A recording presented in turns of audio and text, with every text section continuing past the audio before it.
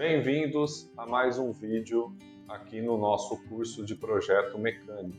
E na videoaula de hoje nós vamos dar sequência no nosso dimensionamento do redutor de elevação da nossa ponte rolante. E nessa aula em específico nós vamos fazer então o dimensionamento dos eixos. Nós, no módulo anterior, nós definimos a relação de transmissão total do redutor, definimos a relação por estágio e fizemos o cálculo e dimensionamento geométrico e da resistência dos pares de engrenagem. E hoje nós vamos então pegar um exemplo desses pares. No caso, nós vamos pegar o eixo de entrada, o eixo de alta do equipamento e vamos então fazer o dimensionamento desse eixo de acordo com as cargas que já foram levantadas anteriormente. Então, vamos para a tela para nós vermos o nosso memorial de cálculo.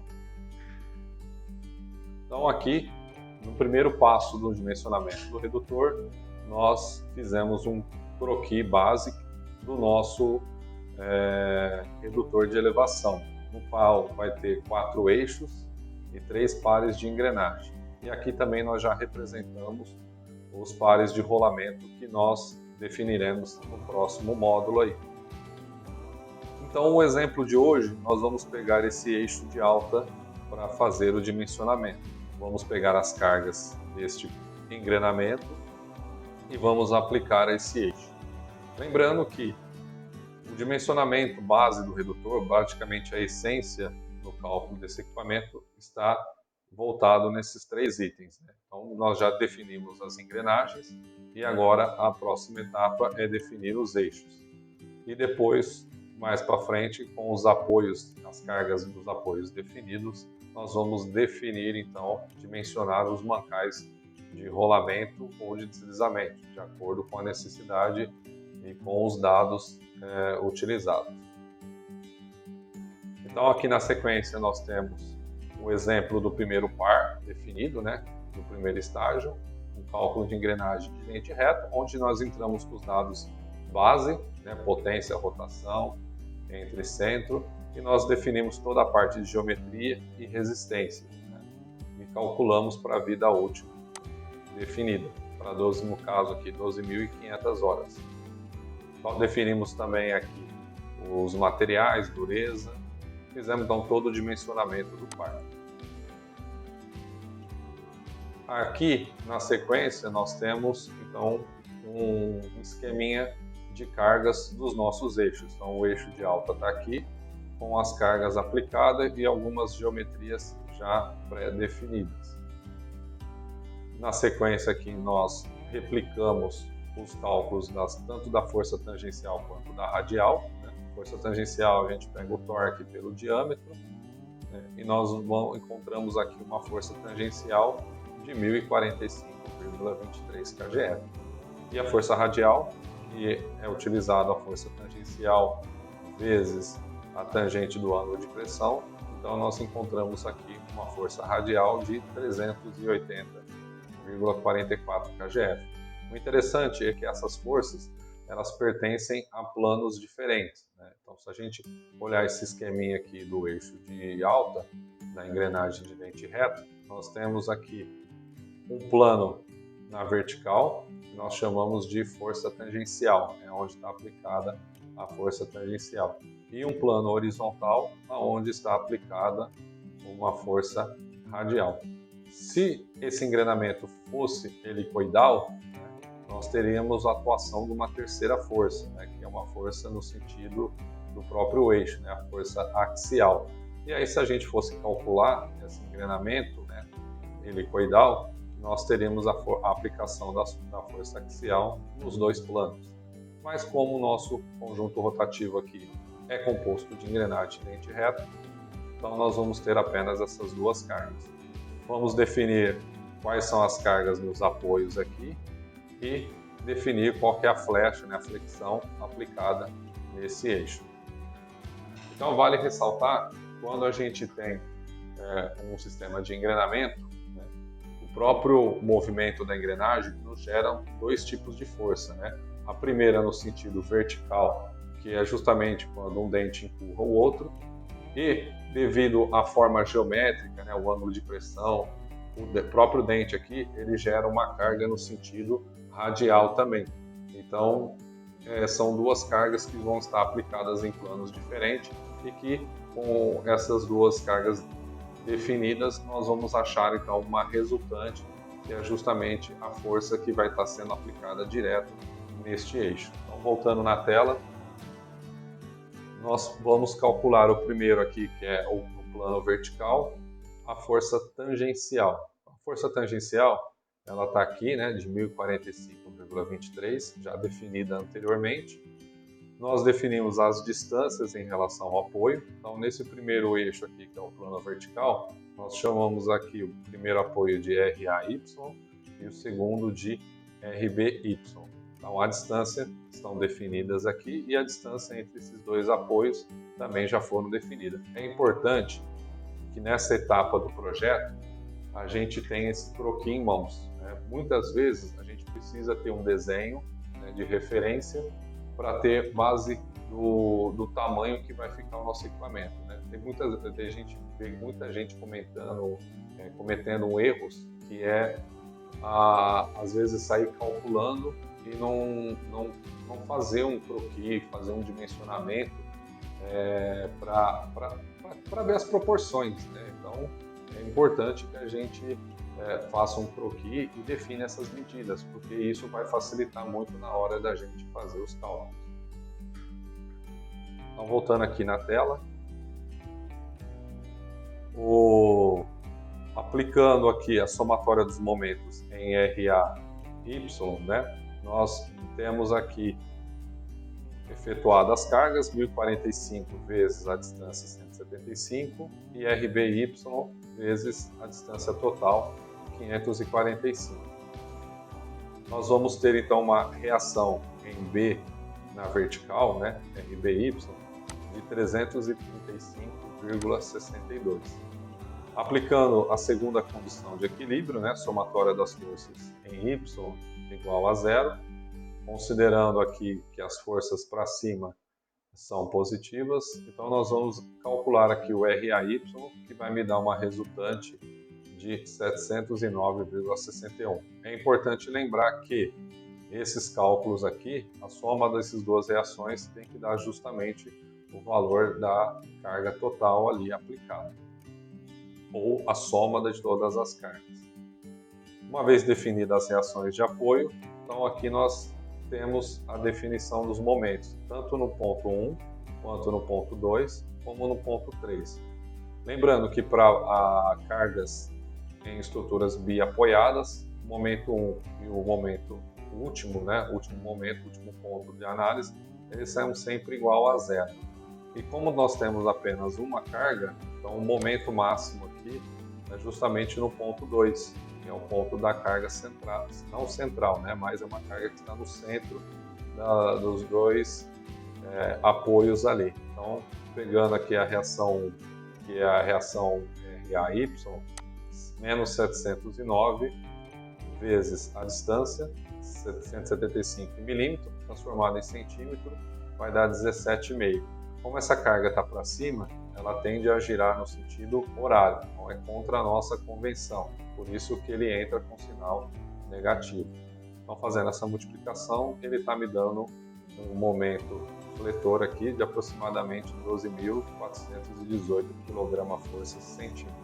Então, esse é o momento máximo, ponto aqui, né, no nosso eixo, aplicando a força tangencial no plano vertical. Agora nós vamos utilizar o plano horizontal, no qual contempla a força radial, a força no qual aqui é 380,44 kg. Lembrando que a posição da carga e dos apoios tem que estar exatamente no mesmo lugar, né? A gente está fazendo as cargas no mesmo ponto, porém em planos diferentes, mas as distâncias têm que ser iguais. E aí, aplicando a somatória dos momentos aqui em relação a RA, então nós temos aqui a carga de 380,44 vezes a distância de 175, mais o RBX vezes a distância total de 545. eu vou então encontrar uma reação em x, B de 122. Aplicando a segunda condição, eu vou encontrar um RAX de 258,28 e o momento nos 3 pontos, no caso do plano horizontal, vai me dar então um momento aqui também negativo, né, de menos 4.519,9 kgf centímetro. Então nós temos agora um momento máximo no plano vertical e momento máximo no plano horizontal. Reações resultantes, né? Tanto em RA quanto RB. Então, para eu achar a resultante das cargas, isso é muito importante porque esses valores aqui serão utilizados para o dimensionamento dos apoios, né? No caso, mancal ou rolamento, de acordo com o critério que nós vamos utilizar. Então, nesse caso aqui, a resultante em A, nós fazemos a somatória, né? Aplicamos o teorema de Pitágoras e calculamos a resultante. Pegamos o RAX e o RAY, fazemos a somatória e encontramos aqui então a resultante em RA. A mesma coisa acontece com RB. Nós temos RBX e RBY. Fazendo a somatória, nós encontramos aqui a resultante no ponto B. Lógico, para a gente efeito de dimensionamento, né, nós vamos pegar sempre a pior carga. Então, a hora que a gente for trabalhar lá no ponto de rolamento, nós vamos sempre pegar a pior condição que o rolamento vai trabalhar para fazer o dimensionamento. Voltando aqui no dimensionamento do eixo, né, também vamos encontrar a resultante dos momentos. Então, como o momento máximo deu tanto no ponto em X e no ponto em Y no mesmo lugar, nós utilizamos então o momento nesse mesmo ponto, tanto em X quanto em Y, e fazemos a resultante, também aplicando o teorema de Pitágoras. Então a resultante do momento fletor é 13.215 kgf centímetro. Então nós temos agora a resultante do momento fletor.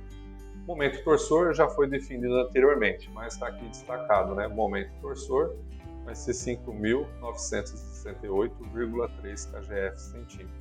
Como esse eixo ele sofre um estado composto de solicitação, né? Esse eixo sofre flexo e torção, então nós definimos o momento fletor resultante e também utilizamos o momento torsor, né? O torque desse eixo, para a gente encontrar qual é o momento ideal. Então o momento ideal, utilizando a formulinha lá do momento ideal, 0,35 vezes o momento fletor, mais 0,65 vezes a resultante do momento fletor com o momento torsor. Então nós vamos fazendo toda a passagem matemática e nós vamos encontrar então um momento ideal aqui de 14.050,25 kgf centímetro. Então esse é o nosso momento ideal, né? Então é esse momento que a gente vai definir para aplicar e dimensionar, né, ver qual que é o diâmetro mínimo que esse eixo vai suportar de acordo com essas cargas. Considerando o material aí, uma tensão admissível de 1.100 kg força por centímetro quadrado, né?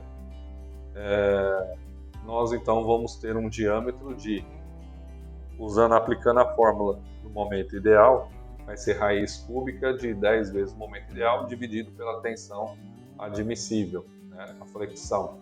Substituindo os valores aqui, nós vamos ter aqui uma resposta, né, um resultado de 5 centímetros, e nós igualando aqui em milímetro, né, transformando em milímetro, vai ser de aproximadamente 50 milímetros. Lembrando que esse seria o núcleo, né, o diâmetro mínimo para esse eixo. Então a gente, executando o croquis aqui, a gente identifica que o 50 é basicamente o centro aqui. Como um eixo geralmente ele tem chaveta, escalonamentos, então a gente sempre joga todo elemento que ele tiver a mais nesse eixo, a gente joga ele para fora. Então nesse caso aqui, efetuando o dimensionamento a 50 milímetros, nós escolhemos uma chaveta de 18 milímetros de comprimento e 11 de altura, no qual a profundidade dela no eixo é de 6 milímetros. Então jogando aqui os 50 milímetros mais 6 aí de cada lado, nós vamos ter aproximadamente aí um diâmetro de 60 milímetros, né, arredondando aí.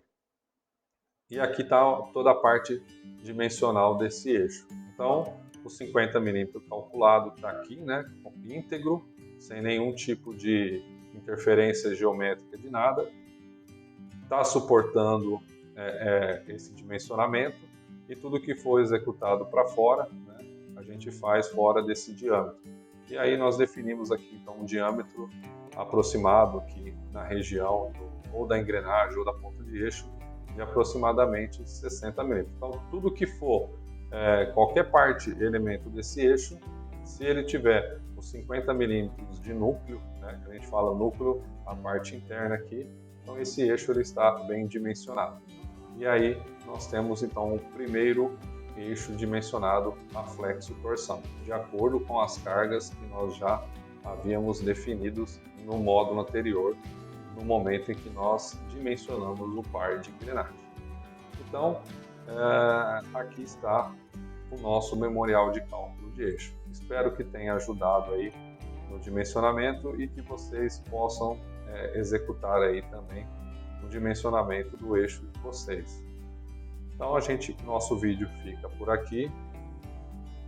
Fico agradecido por vocês terem acompanhado até esse momento de dimensionamento e até o próximo vídeo. Valeu!